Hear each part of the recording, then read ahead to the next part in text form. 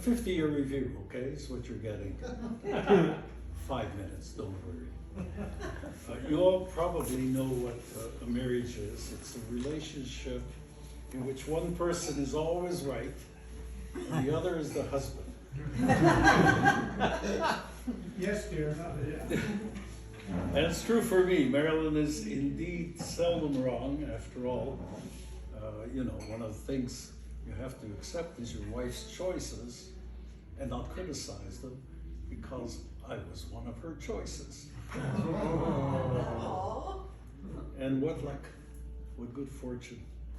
We dated, we laughed. She is the absolute funniest, most original and creative person I've ever met, which is really strange coming out of her family. Here, here. Here, here, here. And her most endearing quality is that she doesn't know it. And mostly then I am the private recipient of all her craziness, which I treasure. It's very, very funny. I'm her lone audience. Our wedding was held before a crowd of 400 people. Her parents were very social and had an incredible group of friends, and we were perhaps 40 on my side of the family. Small family, immigrant family of 3. When we came, we made some friends, but when we all added it all up, it was somewhere at around 10%. But I was a very happy camper that evening, not only to be marrying Marilyn, but in the presence of who could have easily become an orphan through wartime circumstances, actually had 3 sets of parents there. I had my Jewish parents, I had my Christian parents, my rescuers, and her parents, and I felt blessed. So for me, everything was okay.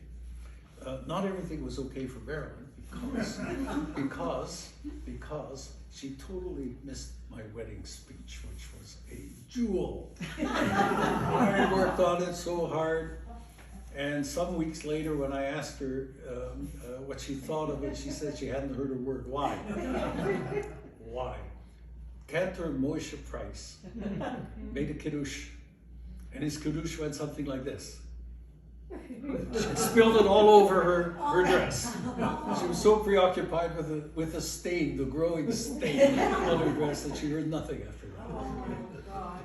Rabbi Heyer officiated. Marvin Heyer was the man who created the Simon Wiesenthal Center later and the Museum of Tolerance.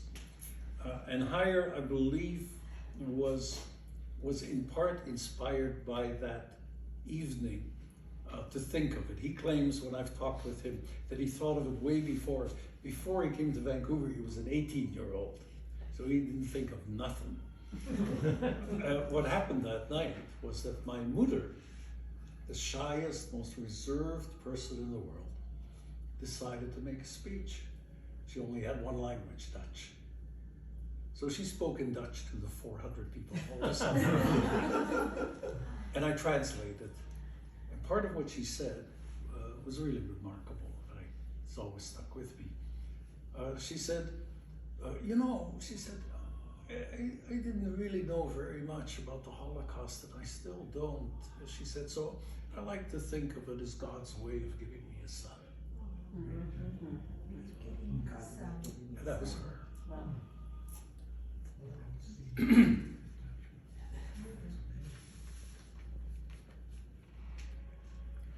Marilyn's humor.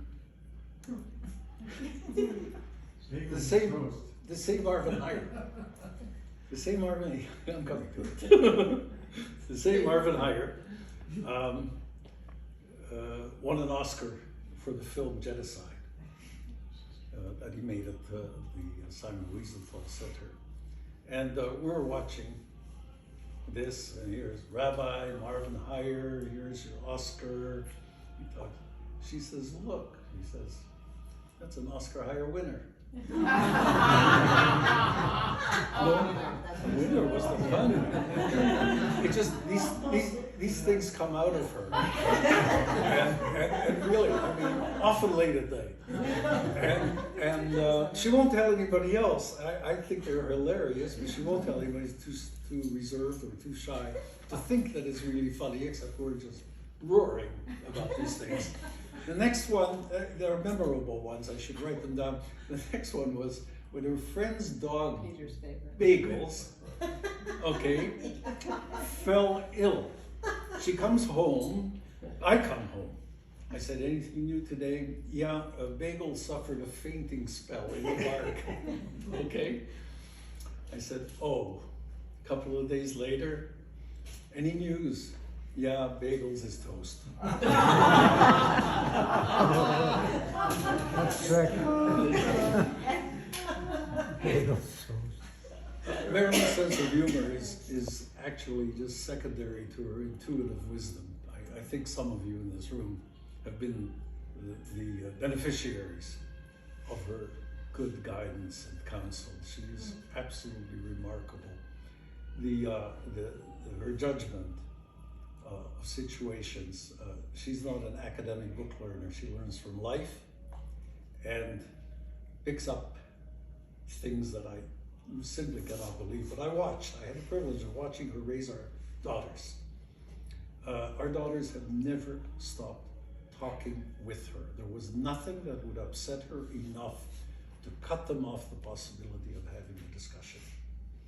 And to this day, they run almost everything they can by her.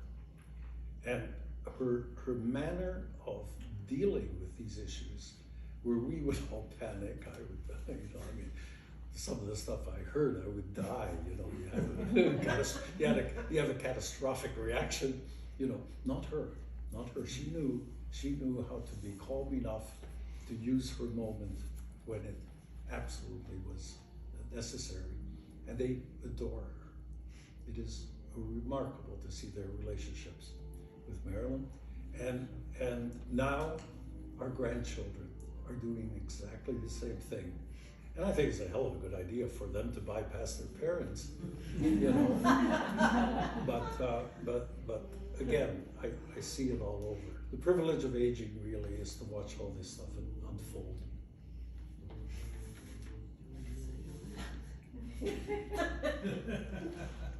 As to our relationship, every so often when I feel that perhaps I'm at some risk, she has the right timing to say the right thing. And about 5 years ago, when I wondered how I was doing, so I asked her, Marilyn, how are we doing? She says, I think I'm beginning to like you. I said, wow, that's solid. I'm gonna make it. I said she might have liked me earlier if she'd heard my wedding speech.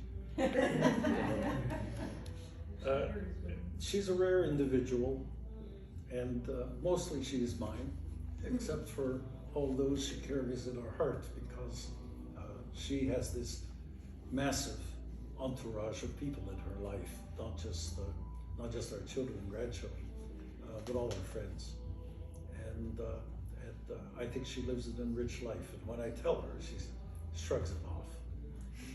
She has a leadership quality she's unaware of. Okay, but people just want to be with her and spend time with her. So I encourage you, if you got any problems you want solved, have a talk with her, not the psychiatrist.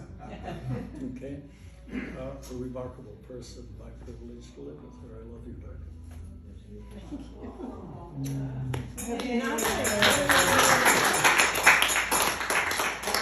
I can't even go there, so thank you. That's all I can say. Thank you. And thank you all for being here. It's very special. Really. Yeah, it's wonderful. And Phyllis brought the cake. And Mark.